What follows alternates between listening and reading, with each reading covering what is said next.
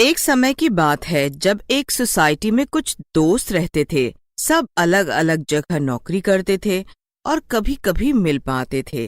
एक रात तीनों दोस्त सोसाइटी में खड़े आपस में बातें कर रहे होते हैं। यार, 4 दिन की छुट्टियां मिली हैं तो सोच रहा हूँ कहीं घूम आऊं। भाई तू तो चला ही जाएगा, तेरी तो फैमिली है, मैं तो अकेला रहने वाला हूँ, कहाँ ही जाऊंगा। अरे भाई, मेरी बीवी भी मायके गई है और वो 1 महीने से पहले नहीं आने वाली, तो मैं भी तो फिलहाल अकेला ही हुआ ना। तो एक काम करते हैं, हम सभी क्यों ना कहीं घूमने चले। अरे पर मेरी बीवी मुझे कहीं नहीं जाने देगी। तो एक काम कर, अपनी बीवी को तू भी किसी बहाने से मायके भेज दे। अरे वो मायके से परसों ही तो आई है। फिर तो एक ही तरीका है, तू उसे कोई ऑफिस की मीटिंग बोल दे और बोल दे 4 दिन बाहर ही रहना पड़ेगा। हाँ, ये सही आइडिया है। आज मैं अपनी बीवी को यही बोलूंगा।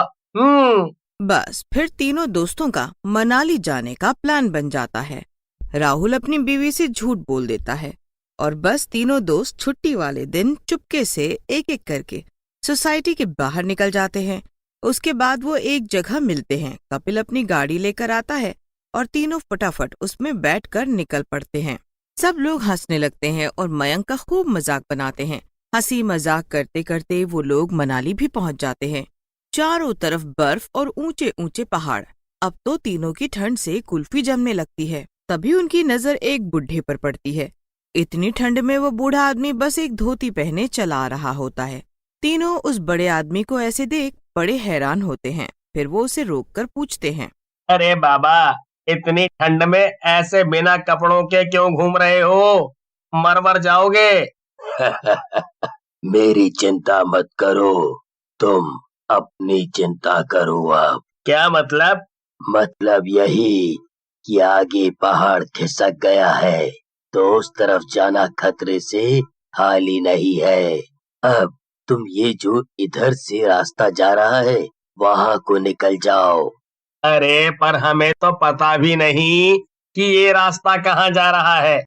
अरे तुम एकदम सही जगह पहुँच जाओगे, चिंता मत करो बिल्कुल। बूढ़े आदमी की बात मानकर कपिल गाड़ी दूसरे रास्ते की तरफ घुमा देता है। दूसरे रास्ते पर आते ही उनको कुछ अजीब लगता है। वो फिर वापस पीछे मुड़ते हैं तो बूढ़ा आदमी अचानक से गायब हो चुका होता है। कपिल सामने की जगह पीछे देखने के चक्कर में गाड़ी को झाड़ियों में घुसा देता है। गाड़ी झाड़ियों से होती हुई नीचे पहाड़ी से लुढ़क जाती है।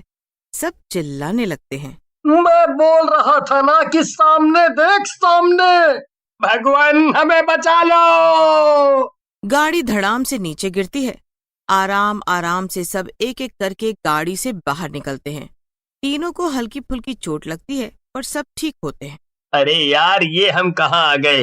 ये कैसी अजीब सी जगह है। हाँ यार, ये इतनी खतरनाक सी जगह है और हमारी गाड़ी भी कहाँ फंस गई। मेरी तो अभी शादी भी नहीं हुई थी। आज तो मैं पक्का इस कपिल के चक्कर में मर ही जाता है। अरे मैंने कोई जानकर गाड़ी यहाँ फंसाई है। वो बूढ़ा आदमी सच में गायब हो गया था। मैंने खुद उसे शीशे से गायब होते देखा था। देखो, ये वक्त अब इन सब बातों का नहीं है। एक तो हमारी गाड़ी फंस गई है, ऊपर से यहाँ आसपास कोई रहने की जगह भी नहीं दिख रही। पहले हमें कोई रहने की जगह ढूंढनी होगी, वरना आज रात हम ठंड से ही मर जाएंगे। तीनों दोस्त होटल की तलाश में आगे बढ़ते हैं पर उनको कोई होटल नहीं मिलता। फिर काफी आगे जाकर उनको कुछ घर दिखते हैं। तीनों बड़े खुश होते हैं और जाकर एक घर का दरवाजा खटखटाते हैं पर कोई भी दरवाजा नहीं खोलता। फिर आखिर में एक बड़ी ही सुंदर लड़की दरवाजा खोलती है। जी, आप लोग कौन हो? जी वो हम दिल्ली से आए हैं। वो हमारी गाड़ी वहाँ पहाड़ी से गिरकर झाड़ियों में फंस गई। हमारे पास रहने की कोई जगह नहीं है। देखिए, ठंड बहुत ज्यादा है, कोई भी अपने घर का दरवाजा नहीं खोल रहा। हम रात को कहाँ जाएंगे? प्लीज एक रात हमें यहाँ रुकने दो। पर मेरे बाबा आ गए तो वो मुझे जान से मार डालेंगे। हाँ, मेरे बाबा अभी वो घर का सामान लेने गए हैं, कल तक आएंगे। अरे तो बस सही है ना, कल तक हम यहाँ से चले जाएंगे, वो भी उनके आने से पहले। उनको पता भी नहीं चलेगा कि हम यहाँ हैं। वीणा बहुत डरी हुई होती है, पर उन तीनों दोस्त पर तरस खाकर उनको घर में रहने देती है। अंदर आकर तीनों को बड़ा सुकून मिलता है। रात को सब खाना खाकर सो जाते हैं।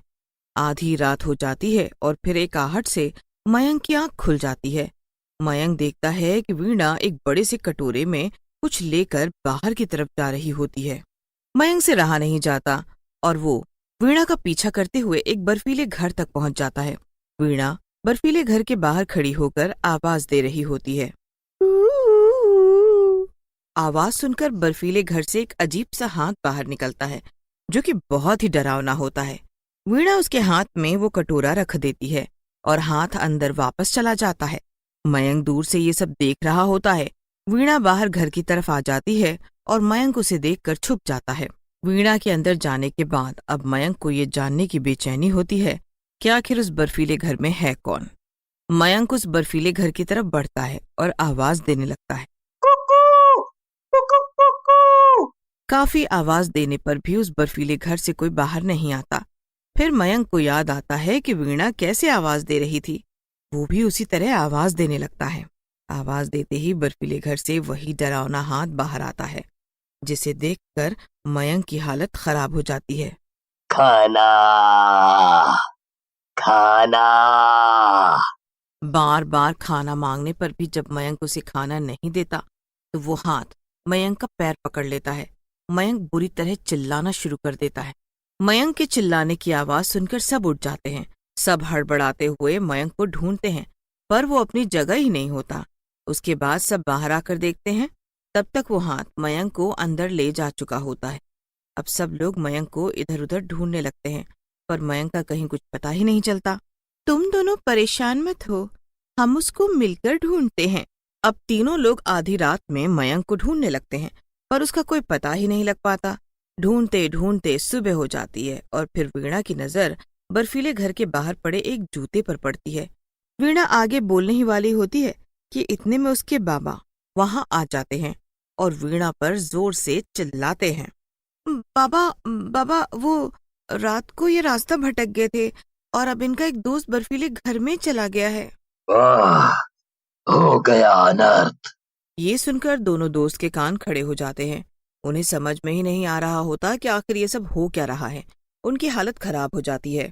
कैसे भी करके हमारे दोस्त को बचा लो, उसे बाहर निकालो। उसे बाहर निकालना हमारे बस की बात नहीं है। तो फिर कैसे बाहर आएगा वो?